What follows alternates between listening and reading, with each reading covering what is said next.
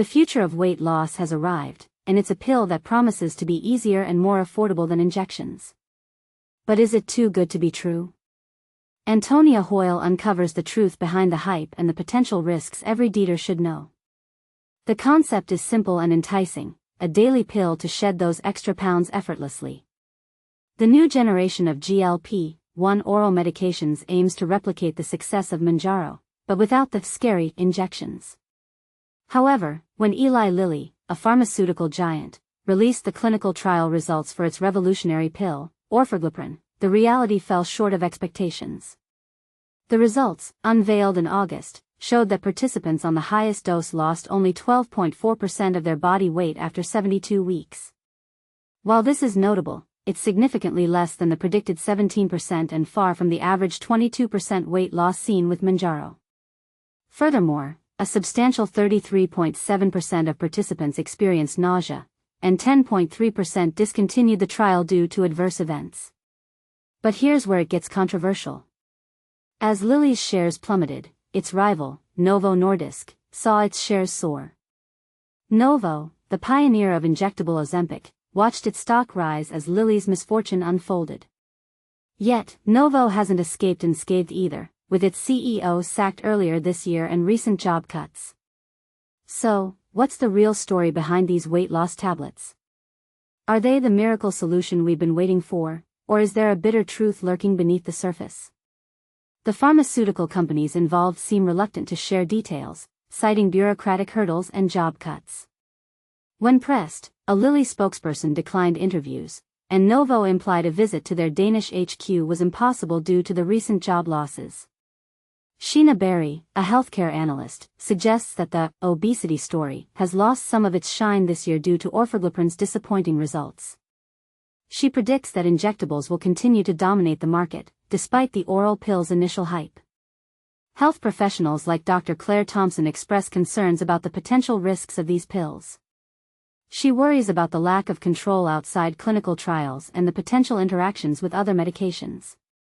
People will have to report side effects as they go along, she warns. And this is the part most people miss.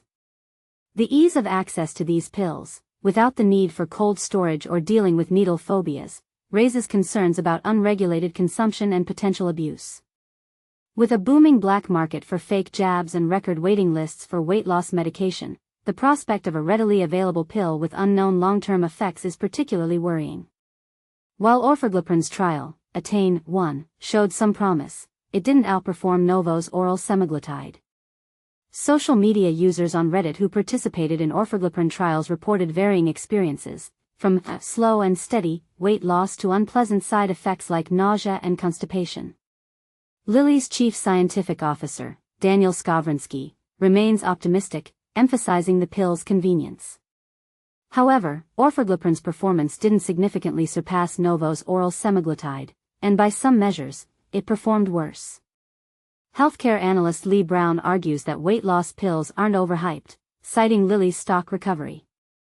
He believes the market for these pills is vast, and people prefer the convenience of online prescriptions over doctors' visits.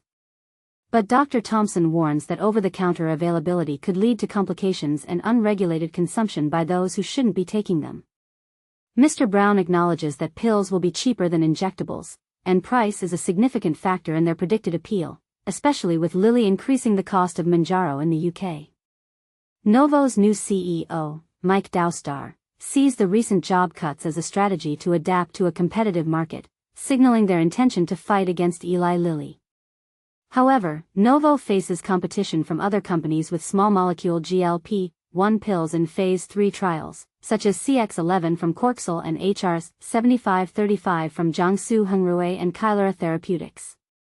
The efficacy of these pills compared to injections remains unclear, especially with Lilly's new fat jab, retatrutide, expected to hit the market by 2027. Early trials suggest retatrutide could outperform all existing options.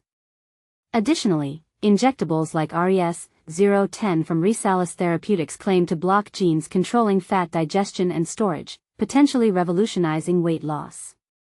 The battle for our waistlines continues, and the future of weight loss medications is still uncertain.